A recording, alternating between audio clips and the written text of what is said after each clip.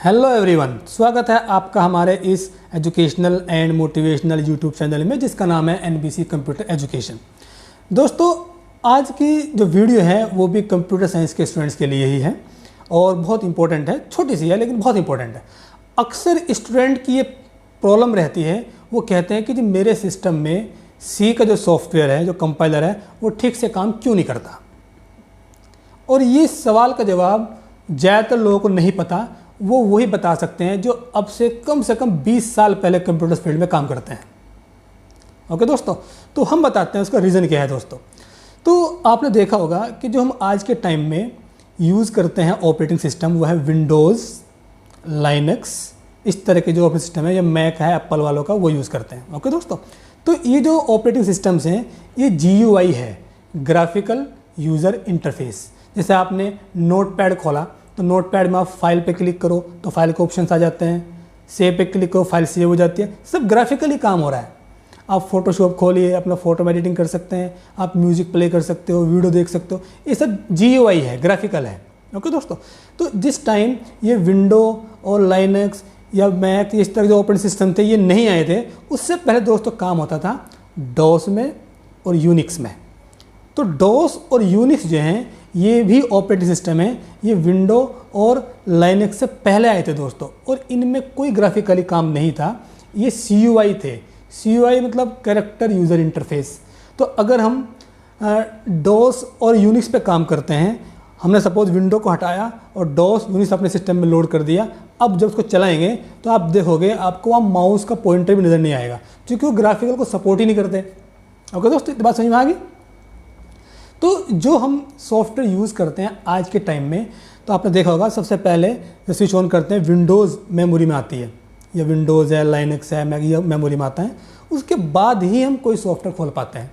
चाहे आप नोटपैड खोलो, चाहे आप पेंट ब्रश खोलो, चाहे आप MS वर्ड खोलो, कोई भी सॉफ्टवेयर खोलो, वो विंडो जब तक मेमोरी में नहीं आएगी तब तक आप उस पर काम नहीं कर सकते। ओके दोस्तों, तो उसकी कोई भी सॉफ्टवेयर खोलेंगे उसकी एक विंडो बन के आती है, और उस विंडो पे हम फाइल पे क्लिक करते हैं, सेव पे क्लिक करते हैं, क्रॉस पे क्लिक करो बंद हो जाती है। ये सब उसके अंदर होता है। GUI या ग्राफिकल है। ओके दोस्तों, लेकिन CUI जो ऑपरेटिंग सिस्टम थे हमारे डॉस और यूनिक्स, उस पे दोस्तों ये काम नहीं होता। उसमें तो माउस का पॉइंटर नज़र भी नहीं आता। ठीक है, तो विंडो बेस्ड जितने भी सॉफ्टवेयर हैं वो सब GUI हैं।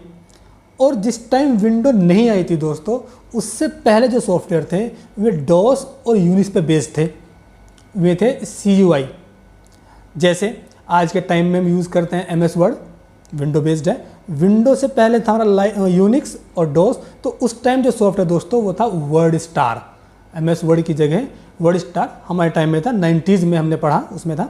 और अब हम यूज़ करते हैं दोस्तों एक्सेल।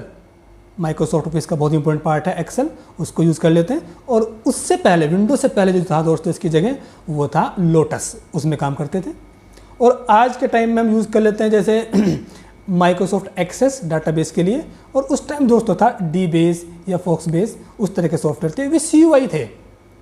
ओके दोस्तों, तो अगर आप उन सॉफ्टवेयर को बनाना चाहते हैं जो CUI बेस्ड हैं, मतलब जो डॉस या यूनिक्स पे बेस्ड हैं, यानी कि वर्ड स्टार, लोटस या DBase, FoxBase, इस तरह के आप सॉफ्टवेयर बनाना चाहते हैं, तो उसके लिए आपको सीखनी पड़ेगी C++, पास्कल, फोर्ट्रान, इस तरह की लैंग्वेजेस। ओके दोस्तों, तो ये जो लैंग्वेजेस हैं ये डॉस और यूनिक्स बेस्ड सॉफ्टवेयर बनाने के लिए है मेनली। तो आज के टाइम में इनको हम यूज़ करते हैं सिर्फ दो पर्पज़ के लिए, C और C++ को। वो इस वजह से कि एक तो जिससे प्रोग्रामिंग के कॉन्सेप्ट क्लियर हो जाए इसलिए पढ़ते हैं, या इसलिए पढ़ते हैं जिससे कि उसमें हम अपने सिस्टम सॉफ्टवेयर बना सकें, जैसे डिवाइस ड्राइवर, वायरस, एंटीवायरस, इस तरह के सॉफ्टवेयर दोस्तों वो भी इन्हीं लैंग्वेजेस के अंदर बनाए जा सकते हैं।